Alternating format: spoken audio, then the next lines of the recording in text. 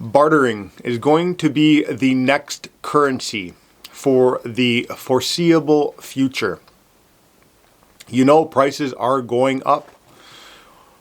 And they're going to continue to go up, and they say there's no end in sight. And what am I going to do? My paycheck's not going up.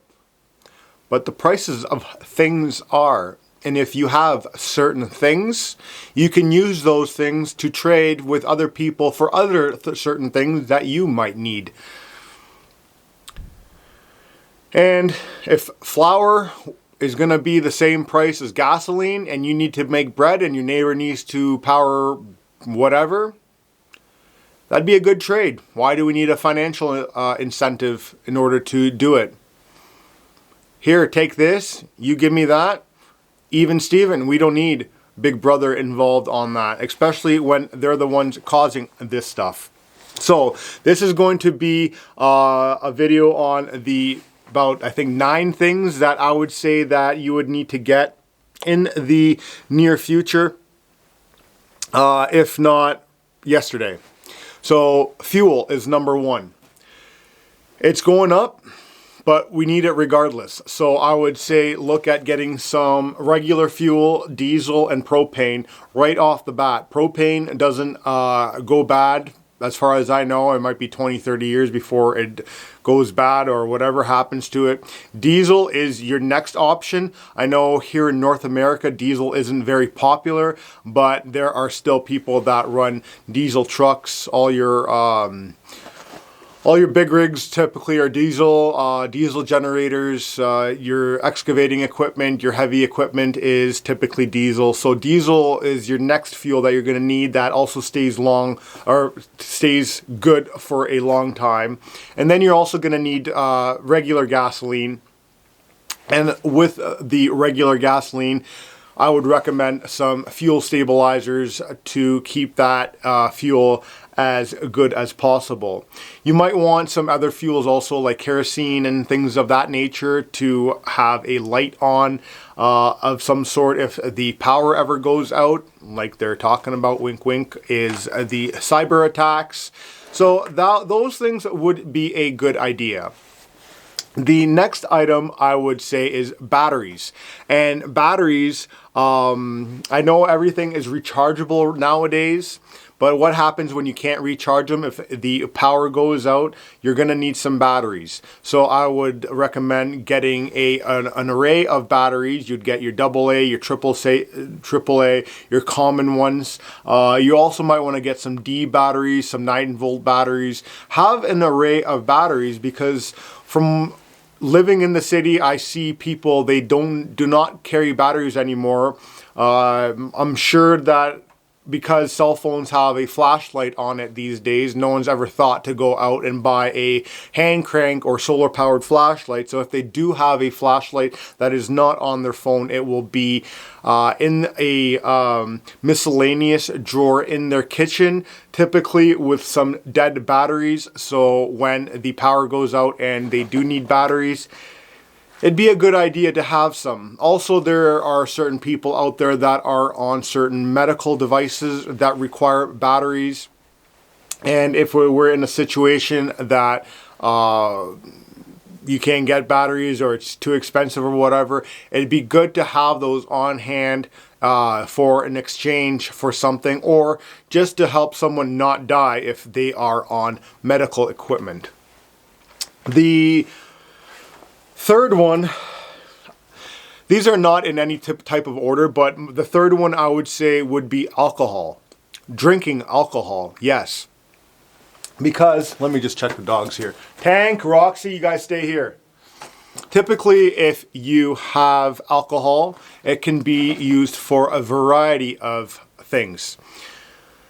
If people are in a grid down situation or an shtf situation, typically they're going to want to escape reality for a little bit, and that's understandable.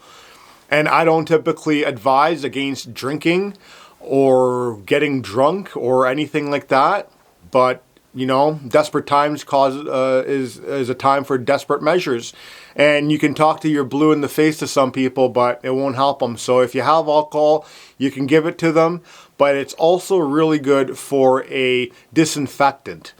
We've used it many times in our families where we got sick. You'd use alcohol, you'd heat up the alcohol or moonshine and put in a thermal shirt, squeeze it out when it's warm, put it on if you had the flu or fever, or those things don't exist these days. So if anything else, typically if you have swelling, alcohol helps a lot with that as well. Cut up some onions with some hot alcohol, wrap that on some swelling. Usually goes down within 12 to 24 hours. And then again, on any gashes or wounds, they will help as well because alcohol is a disinfectant.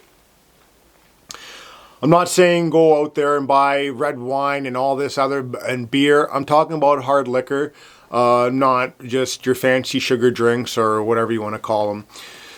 So moving forward, I think we're on number 4 here. I would say ammo is your next top item that you should get. You might not want to give that away because you might need it. However, if you have it and whoever you're talking to has something else that you need, you might want to consider giving away some of your ammo. Andre, they need to go through regulations and everything. You know, when we're in a grid down situation or shtf situation or whatever's coming ahead of us here, those are out the window. And I would advise keeping common rounds, not your uncommon rounds.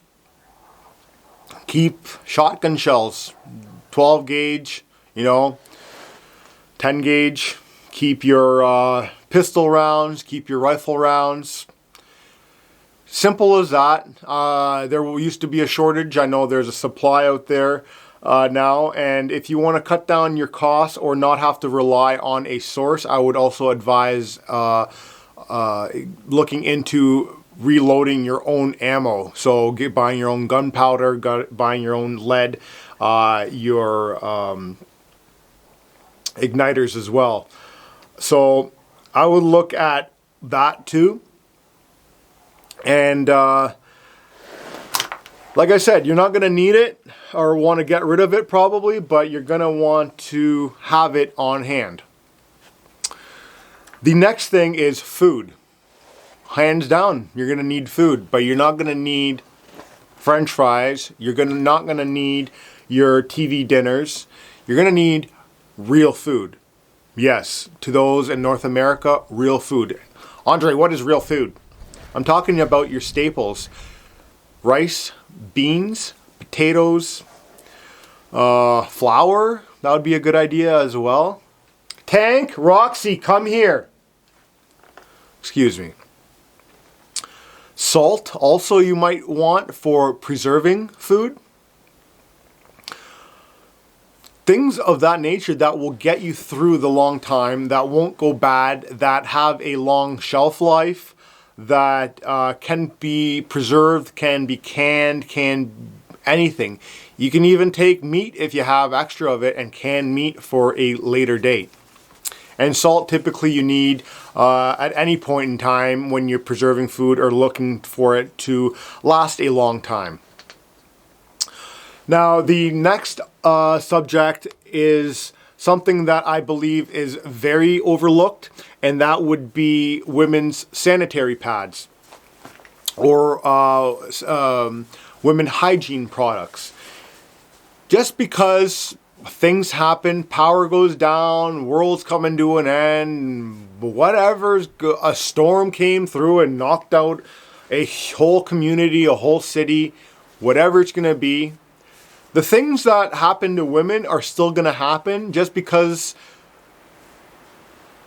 the world is in chaos doesn't mean that the body realizes it and be like, we're not having our period today, and we're not having this today, and we're not doing that. It's going to happen, and it's going to be needed regardless.